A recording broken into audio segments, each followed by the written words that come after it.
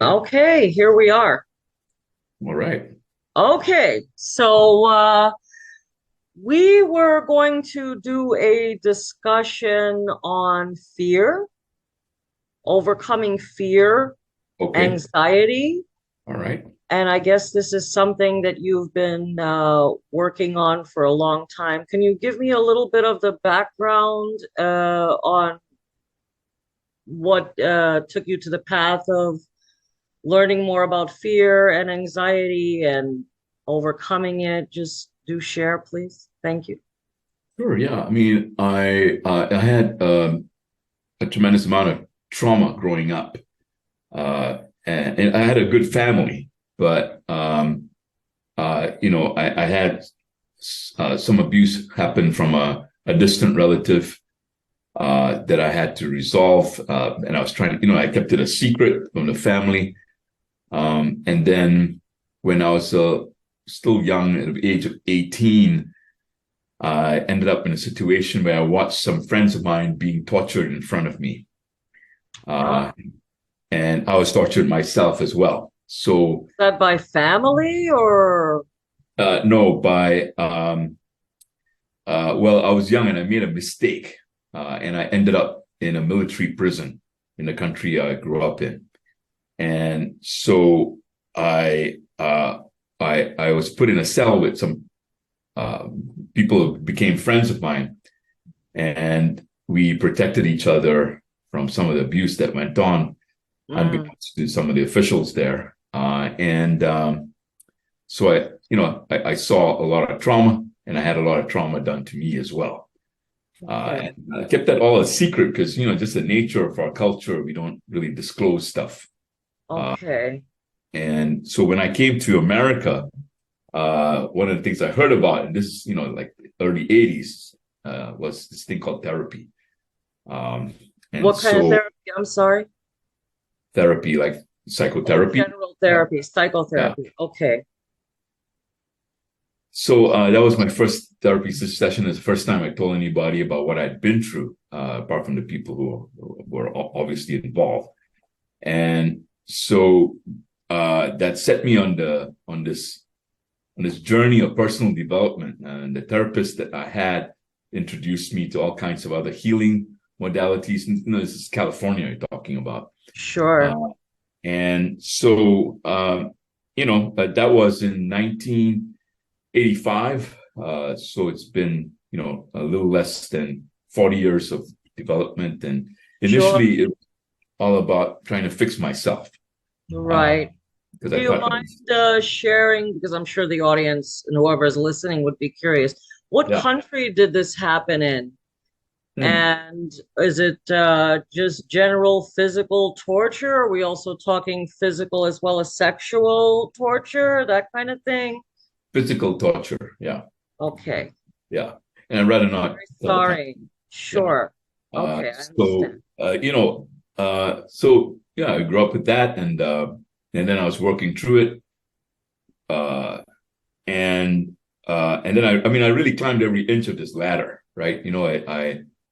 I found a person who basically molested me when I was 8 years old, and Wow. forgave him Okay. and reunited him with my family. He still denied ever doing anything, but I unilaterally forgave him. But I worked through a lot of this. I I would really imagine. I stepped through every single inch. I didn't leave anything uncovered. Right, got you. Okay, so I And guess that caused a lot of fear and anxiety, obviously, in your life. So, what were some of the techniques that you learned? Because my thinking is with a lot of people that I work with, a lot of the people I feel, or through my experience, are making so many fear-based decisions, Mhm. really not so much doing what they want, but more avoidance, doing whatever they can to avoid fear or getting in a, not avoid fear, but getting themselves into a predicament and not taking the necessary risk. And that would be in business. And this is also in love. For example, I'm going to stay with this person because this is probably the best I've ever experienced, but nonetheless, I'm still not happy. But maybe this is as good as it gets. Like, I think you can imagine what I'm trying to say. Yeah, So I do. many fear-based decisions. Right. Yeah. And what about it? Yeah. Is it right? Is it wrong to make fear-based decisions? My personal opinion, in some cases, yes, but not Mm. all, because sometimes fear of uh, of not taking a chance for real, genuine happiness can be like shooting yourself in the foot. But how Yeah. can we help people to overcome this kind of fear and anxiety, which ultimately turns into more self-sabotaging? I think, I never make people wrong about, or right for that matter, for taking risks or not. Because I think the first step in really dealing with your fear is to become aware of it. And that requires a lot of patient listening. And patience is very missing in our culture today. So patient listening allows someone to unwind. I used to be criticized for allowing people to just talk when they're in my workshops, but I sometimes allow them because they're literally unwinding and trying to piece together what could make sense for them. Sure. A lot of times they go silent. I let them be silent because what's happening is the awareness comes up. If you allow it to occur, it turns into normalizing the fear. So instead of the fear being something big and dramatic, it's just something like your hand. It's right here. After a while, you don't keep noticing your hand. It's just there. And you Right. can kind of be with it. And it goes Right. into the background. Then comes the question, well, now what? Now what do I do? And that's more interesting to get people to. So I try to get people to that point by just letting them talk. And sometimes it takes a while. Then they start normalizing the fear. And the fear, some trauma may take a lot longer to deal with. Sure. Some Sure. people, they can deal with trauma like that. Other people, it might take them years. Okay, Yeah. so I'm going to give you an example of one of my clients that came in that has a fear about changing her job Yeah. and letting go of a job that she really doesn't like and following her passion, Yeah. which is more like therapy and helping people and like Yeah. yoga and life coaching. I mean, I have quite a few with this issue. So, how do we overcome the fear of letting go of that paycheck, Hmm. a job that we're not happy with, and jumping into following our passion? Well, I mean, I'm primarily a business coach, is what I do. Correct. And how I treat situations like that um, is to create a timeline for transition. And sometimes you gotta gauge how fast people can make the transition. For most people, it could be like a year to a year and a half to make the transition. So what I do is don't give up. I tell people don't give up your day job if they're really in the throes of fear. Don't give up your day job. But what you do is you start setting up the foundations for this new life. Right. Go out, test it out. Get 5 friends. You may not even have to charge them money and do it for the sheer joy of coaching them. Coach them for free. Maybe get a Right. certification in life coaching so you feel more comfortable. Do that on the side in the evenings or on the weekend. But get like 5 people, don't charge them, coach them for a month or 2 months or 3 months, once in every 2 weeks. So it's easy on you and easy on them. So, you're And suggesting baby steps. baby steps for some people. Some people don't want to do baby steps. They're really psychologically ready to do it next week. But then Mm, there's this concern and fear that comes up for them. sure. So, it's the same process, just letting them talk it through so they get present to how that fear is in their body. Where is it? Right. Is it located? Is it in your shoulder? even psychically talking about it, like, do you feel a presence or a spirit in you? So they have many angles at looking at the fear, right? It could be a science-based fear. So you look at it from a brain science, like understanding the nature of fear biologically, you understand it psychically, you understand it spiritually. So you get many angles of awareness. And as people build the awareness, it starts detracting from the drama of the fear. Because if you Right. keep getting involved in the drama, all it does is psychology, they call it rumination. It just creates more and more attention on the fear, which just creates more depression eventually. Are you But saying that the fear becomes bigger? it's bigger than what it is. Yeah, Because if so you my look at it, fear, if I keep thinking about my fear, it's becoming bigger and bigger and bigger. the drama explodes, right? It's like a nuclear bomb of drama. Hmm. Uh, And and you're it's also unnecessary. saying that Uh, this could be like a bad spirit or something, or some, do you Depends know on your anything about perspective. Yeah, it past depends on lives something. and all of that could also come into play? Because you're a psychic, yeah, of course. That the people that come to you will probably have some willingness to entertain that perspective, right? Different, all kinds. If it's a past life, I'll say so. If it's something else, Yeah. more on a logistical level, I'm going to say that as well. Whatever the But the cause. beauty of how you say it and the beauty of how I say it is I try to distract them from the drama. And Right, I put their attention more on the present, on just observing what's going on. And then it gets a better dose of reality, put it that way, because your attention is now on observing rather than being at the effect of your drama. And then right, compounding the drama, right? Unnecessarily. right. So yeah. So you're just looking at, oh, that's all that's happening. I just feeling this It in my makes body. it feel more manageable. More Yeah, especially controllable. when you're talking to another person about it Yeah. and getting a different point of view as to the Right. fear. Because it's so much easier for us on the outside looking in and Right. so tough to be on the receiving end or being in the middle of all of that Yeah. because it's very blinding. Correct. That's happening to us. Yeah. That's right. Okay. Yeah. Okay, so let's also talk about let's talk about love. That's the business side of things. But let's talk about love. For example, I have some clients also that they stay in an unhappy relationship Yeah.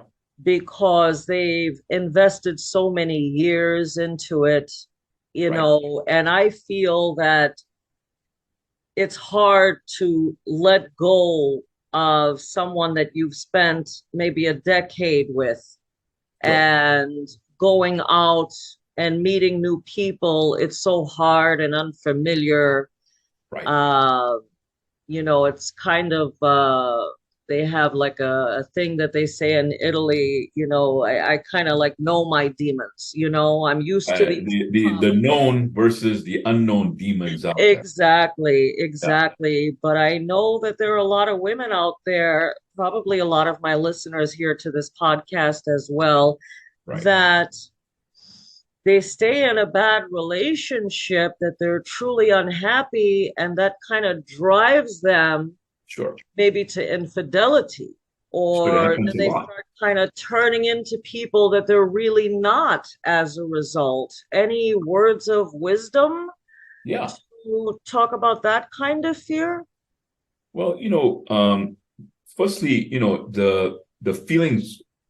I always respect people's feelings about stuff. I never invalidate whether they're dramatic or not. So it. So I'm coming from a place of honoring when I'm saying what I'm about to say. Okay.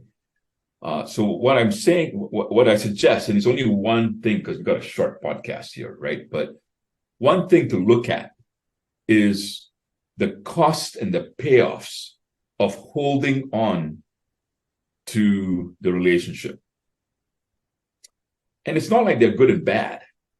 It's not about good and bad. It's really the impacts or the costs and what you get out of staying in a relationship where you actually may be suffering. And again, I say this in very, very profound honoring and respect to the human condition, because I'm a human too. I do the same thing. Sometimes I hold on to things that I'm suffering about. One of the things someone once said, actually, it's a comedian, famous comedian, said, one thing man can never give up is his suffering. Mm. And on that, most comedy is based. Yes. And it's the irony of life, right? But when you dig underneath all the drama, you usually find a set of costs and payoffs for something that you're holding on to. If you're holding on to a relationship, there's definitely some payoffs for holding on to that. The payoff Right. could be comfort, like you said, in knowing the known demon versus the unknown, Right. right?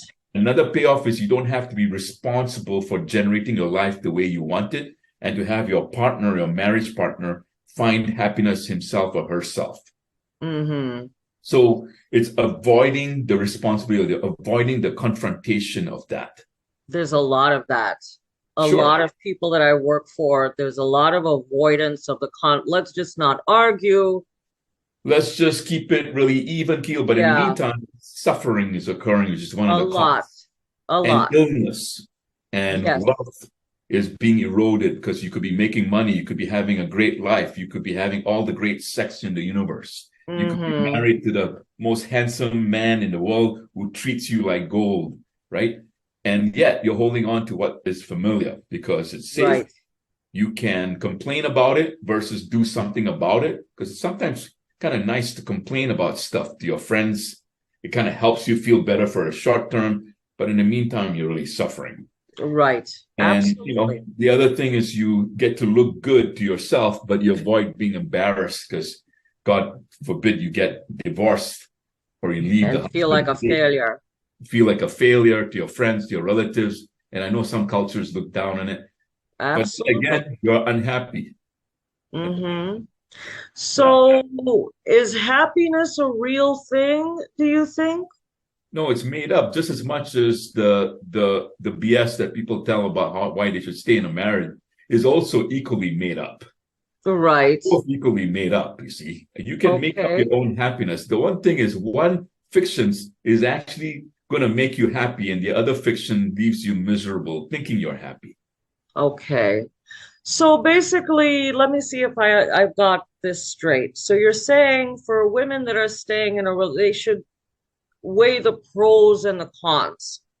The costs and the payoffs, not the pros and the cons, the Well, to costs and me, I'm the payoffs. kind of looking, okay, so it's costing me my happiness like Yeah. that, but just for argument purposes, but the bills are paid. The bills are paid. Or I don't have to put myself out there I and don't have to date again or look for another man, which is understandable. But in the meantime, you're unhappy. So it's so the crux of the situation is, you know, if you want to be if you want to be complete about the situation, then you got to choose. And when right, you choose, you could choose your husband.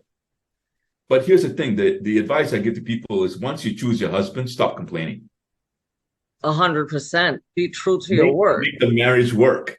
Exactly. Put your Make it best work. foot forward and making work. Up Absolutely. your energy. Go find a therapist.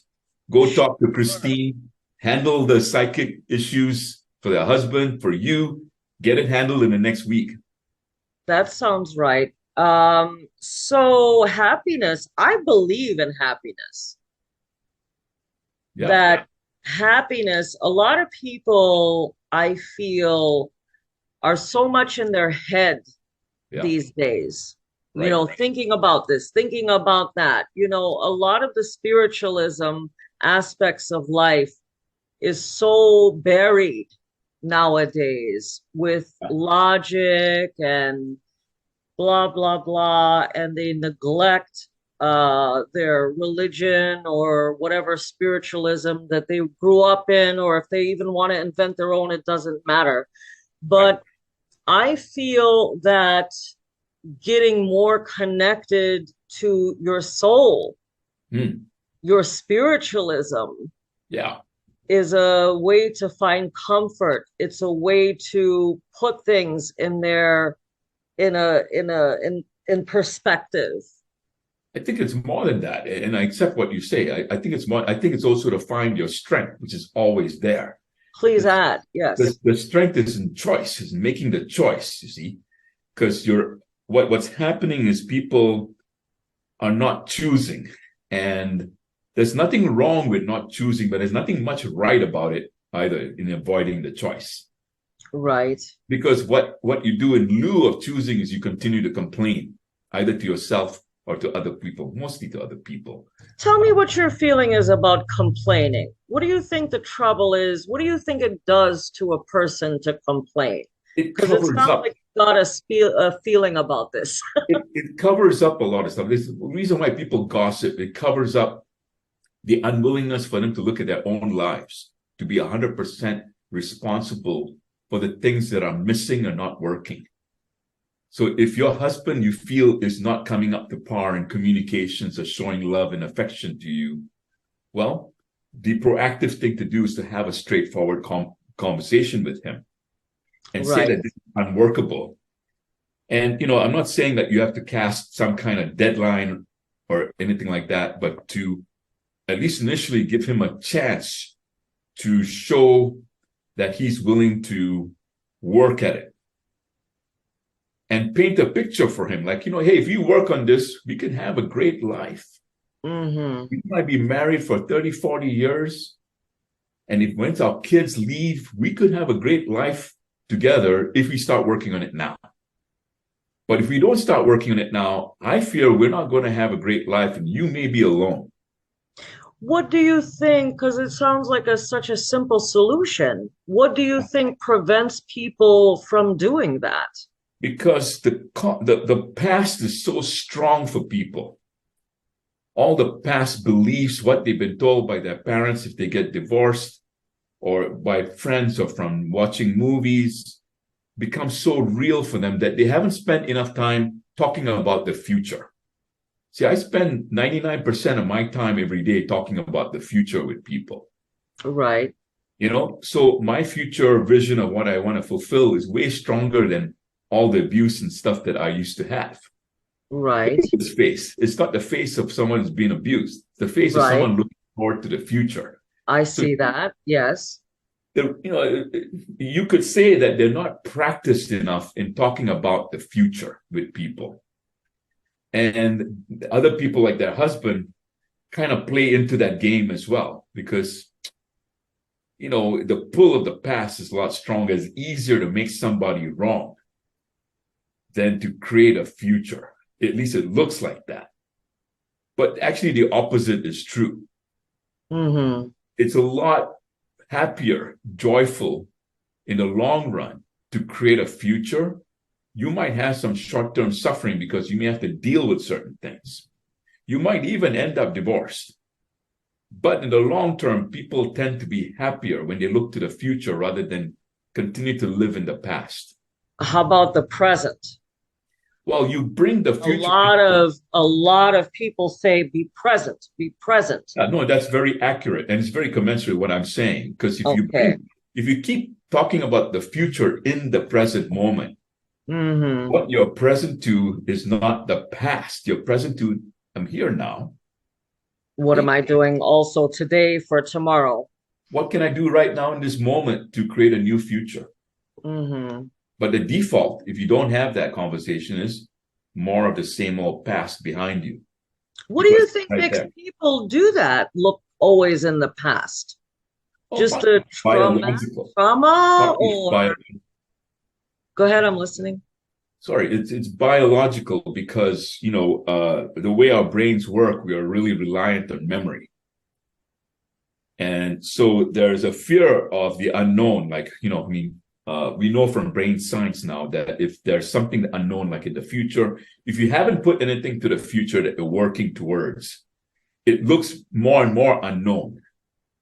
But if you have a plan, if you have a financial advisor telling you, hey, I'll keep you on track towards wealth, you're going to be thinking less about the past and more about the future in terms of your wealth.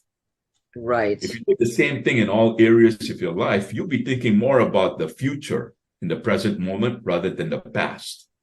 So Right. you'll be thinking less of all the times that your husband failed you, how he didn't talk to you, how he forgot your birthday, how stupid he sounds when he makes stupid mistakes. And you'll be thinking more about, okay, you know what, we're working towards a future. Yeah, he's a little bit slow right now, but he's working on it and he's making improvements. I'm going to give him a year.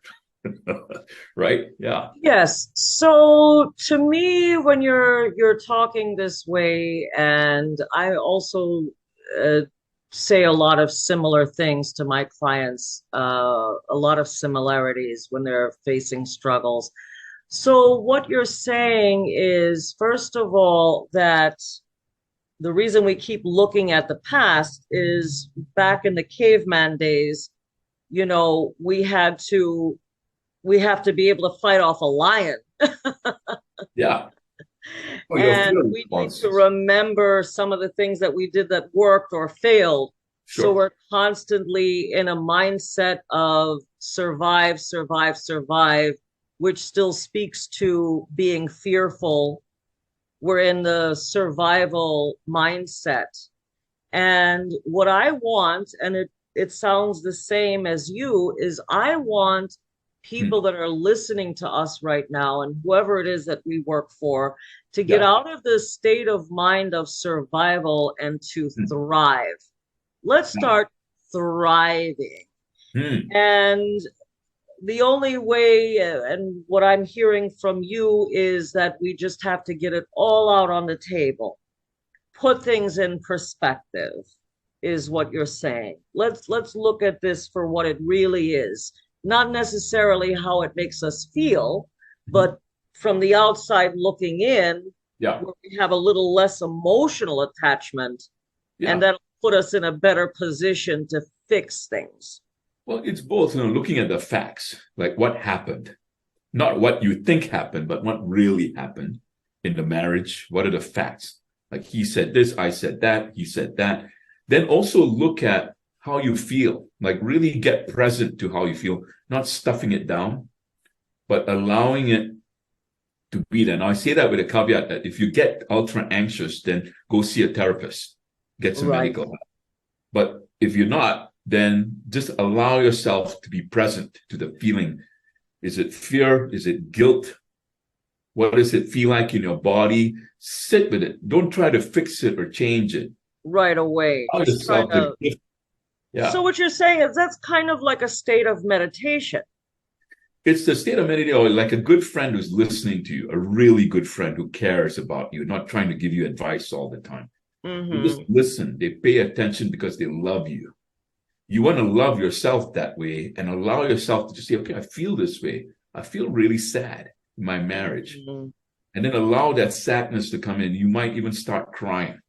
Allow Mm-hmm. the crying to occur. Allow the crying to occur because your body wants to Release. process all this. It's very good at doing it most of the time. Mm-hmm. And like I said, the exceptions are if you get too anxious or you're getting an extra ultra reaction, go see a therapist. Medical. Attention. But barring all that, allow the feelings to come up, start noticing it, get in touch with it, feel where it is in your heart or your back or your shoulders, and just notice where it is, how it feels for you. What are the thoughts that come up? What are the body sensations? What are the images in your mind? What are the opinions you have? And you're Just write it all suggesting down. that this is the way to be able to see the truth. The truth starts coming out, but you don't want to make the truth more dramatic than it is. It's just what's so. What's so Right. is, I feel XYZ, and this is what happened. I said X, Y, my husband said Z, and look at it that way. And then, oh, I made up all that to mean this, and he might have made up to make it mean something else.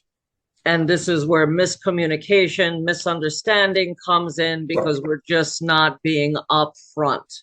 Not being upfront and not having refreshing honesty in your conversations. Yeah. See, Yeah. that's the problem, the honesty. I know that a lot of people want to be honest, but Mm. are sometimes worried that, well, if I'm honest and if I say what's really going on, it's going to get me a terrible reaction or it's Correct. going to hurt someone.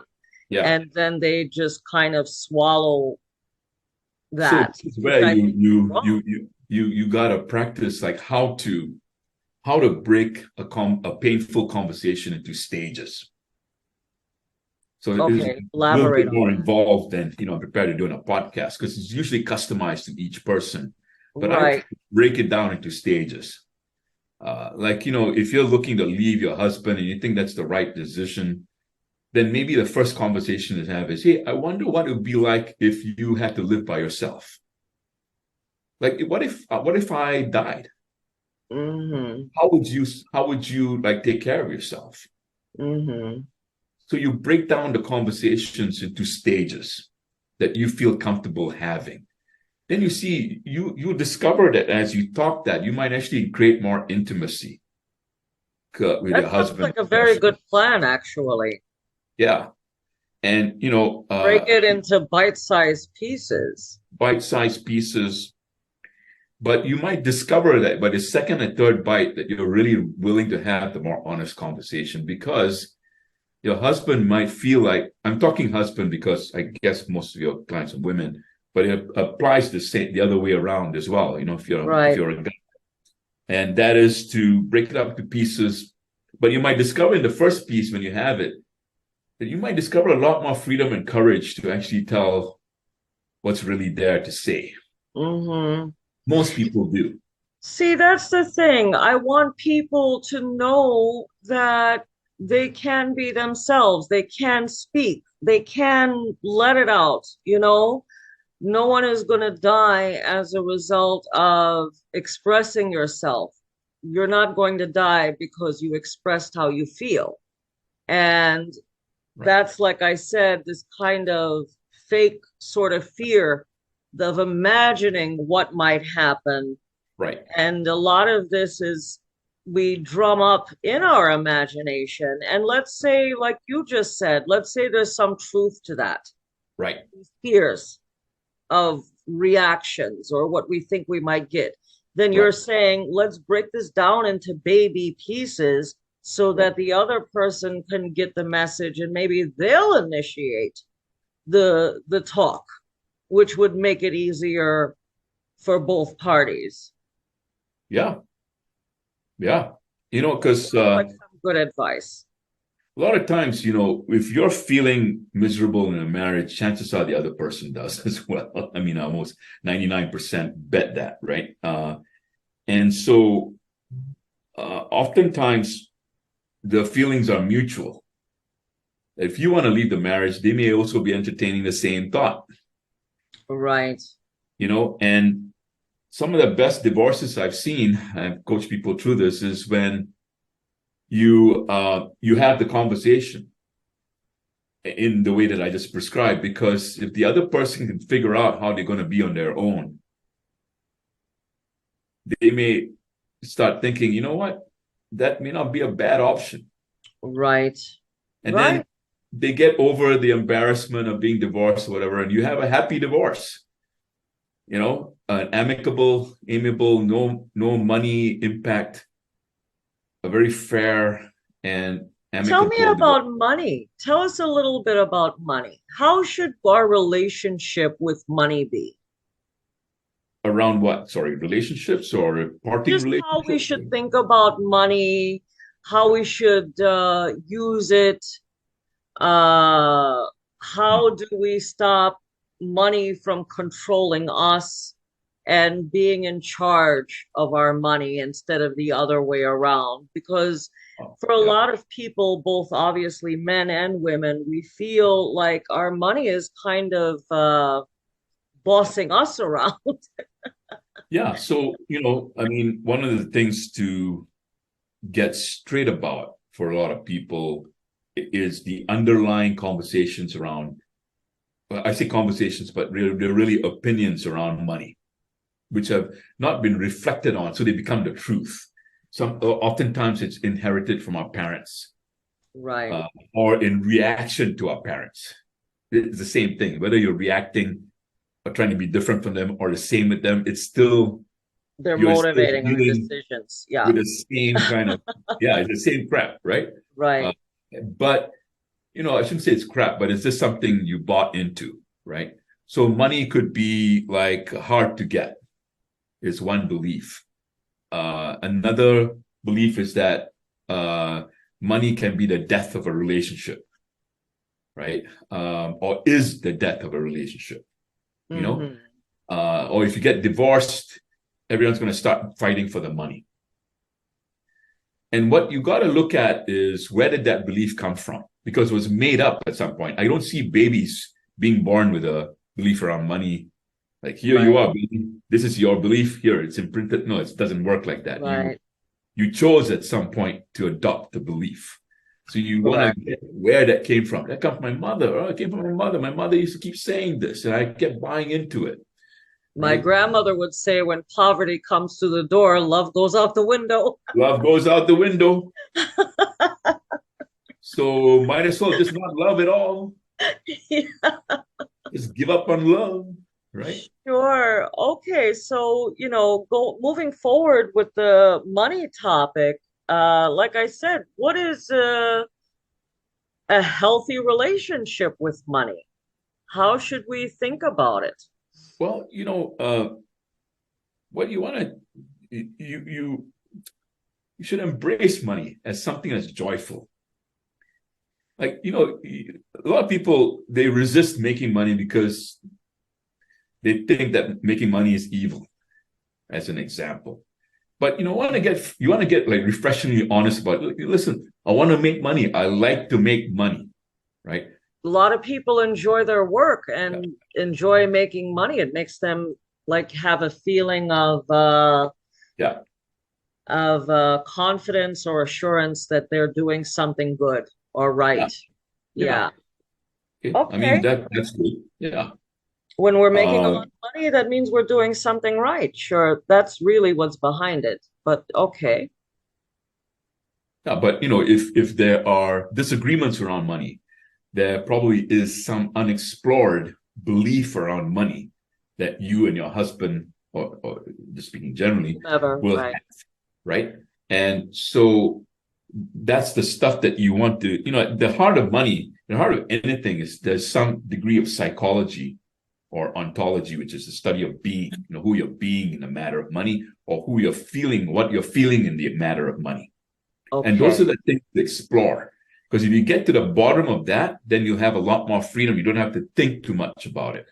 The problem is, most people think that's woo-woo. It's not woo-woo. If you discuss it enough and you get awareness, your brain is free. And once your brain is free in making decisions or choices, if you're free to make choices without the past pulling you, then the sky is the limit. You can Hmm. make as much money, you can have as much happiness as you want, and you'll be giddy because you'll think, oh, there's got to be a limit to happiness. No, there's no limit to happiness or joy. Right. See, Look at that's a the baby thing. I and you'll feel, see that. from Yeah. my personal experience, not only Yeah. what I've experienced in my own life, but what I've seen a lot of my clients experience in their lives is, yeah, happiness and joy are for real, but it's not going to be one thing. It's a combination of things Sure. that will make you happy. Money in and of itself doesn't give us happiness. What No. it does give us some peace is what Yeah. it provides. Yeah. So it takes away Yeah. some of the worry. If we Yeah. have love and nothing else, then that's a problem too. Yes. Right. So it's never one thing, it's got to be many things. Yeah. But you are a business coach by nature. This is what you do. You help people with business and money.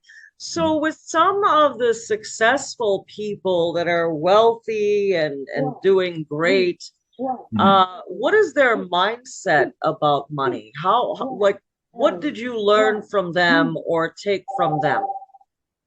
The ones that I hang out with who are joyful and successful, in other words, they have money, or you could say measure success as money. You don't have to, but who are happy. and they are successful are the ones who have some kind of future vision that they're living into.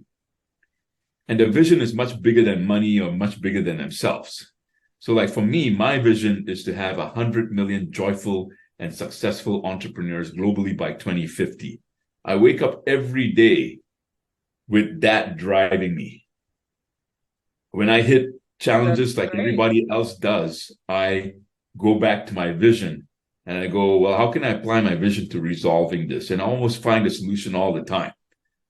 So it's become very real for me. Right.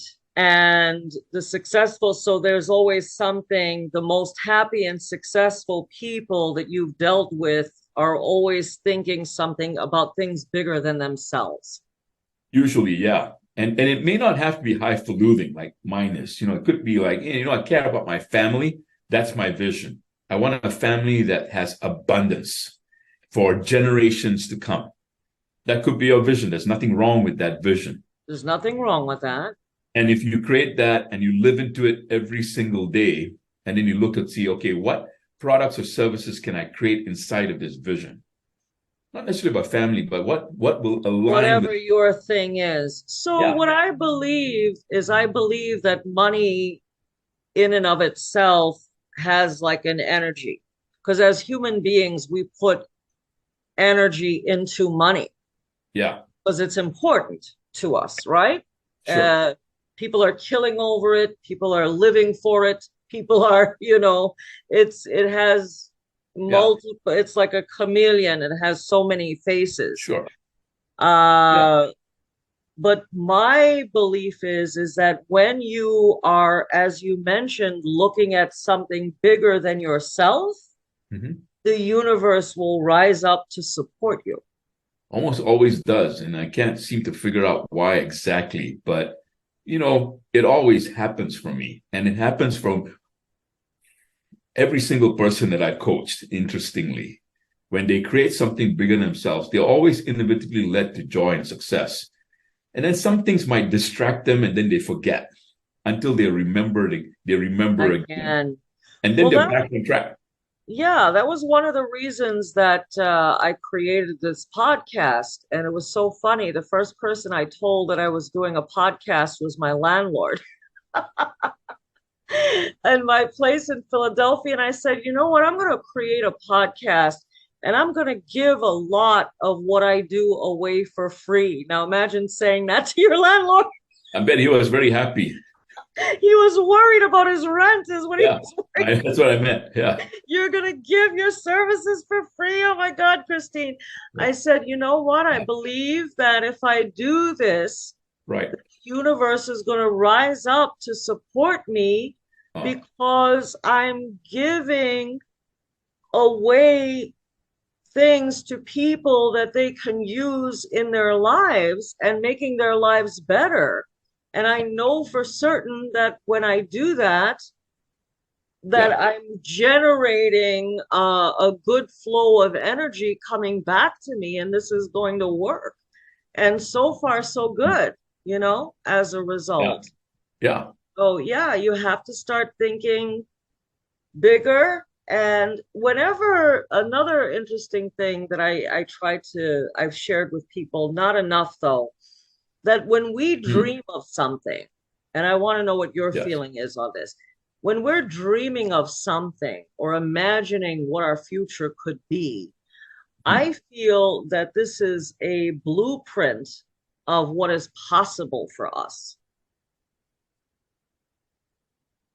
Yeah. What are your thoughts on that? A blueprint for what's possible for us. What is possible for us to attain in our lives. Like, why would I be dreaming or having a vision of this if it was not possible? Yeah, the art of dreaming. Just thinking in the brain. Why would my brain even go here? Like, I never thought really much about, conquering the world or something like that, because it's not within my it's not within your view, within what you've looked at in the near past. I don't think that my brain is looking at that, because that's probably not an option for me. Yeah. Okay. Yeah. And you know,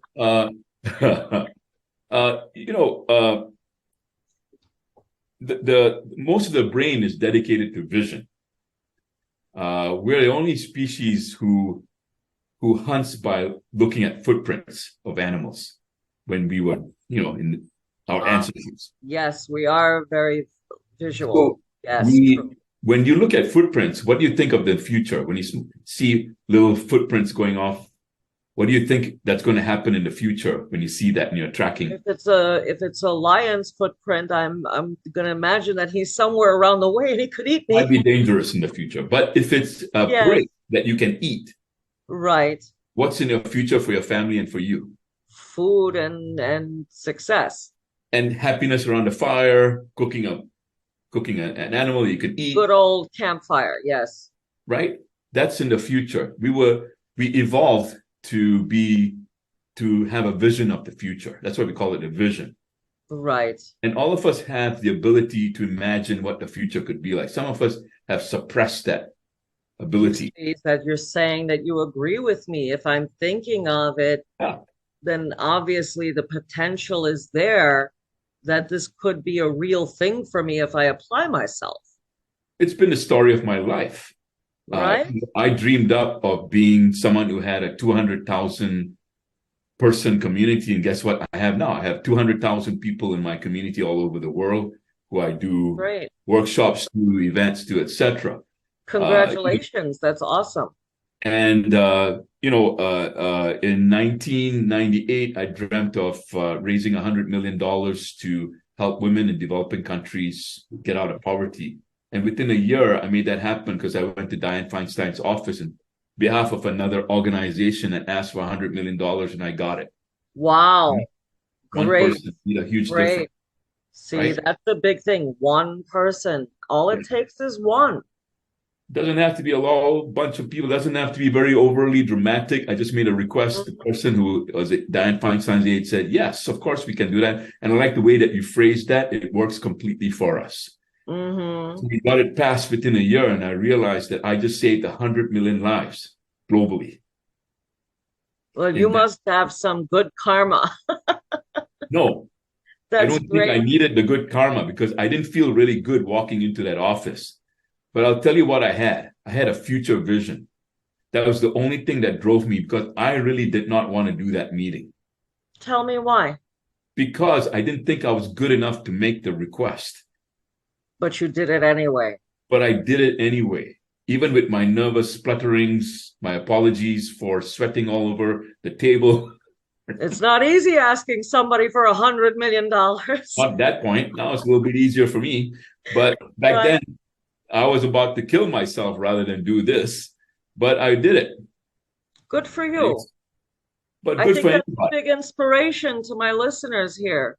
Good But for you did it anybody. anyway. Yeah, I did it anyway. And it's been always a story of my life since I resolved my past around my abuse. See, the thing I didn't share with you, I didn't get complete, which is fine, is I had a brilliant therapist, Elizabeth Green, who just listened to everything I said very patiently. And it's the Mm, first time I ever experienced real listening. And in her space, I kind of completed all my trauma, to a great extent. And and then I managed to go out after that and create a new future for myself. And what I created was someone who's going to be bold and make a difference in the world. good for you. If I can do that, anybody can. Good for you. Anybody can. You can, your listeners can, anybody can do this as long as they have the ability to make a choice. That's great. So we have a few minutes left, and I want you to just share whatever you want to share, and also, of course, talk Yeah, about your services and let people, whoever's listening, find out how to get in touch with you and sure. what you Yeah. do. Yeah, so take this time, please. Well, I've been a mentor for business owners primarily for like since 1991. So I've got like 30 odd years of experience doing this. I cover almost any aspect of small business. But as you can tell from this conversation, I also cover a lot of life, which inevitably comes up in my interactions with my clients. So if you're interested in having a breakthrough in your life or interested in having a breakthrough in your business as a small business owner, reach out to me. My website is it's pretty much my full name.com. So Sunil Bhaskaran, spelled with a H, SUNIL BHASKARAN.com.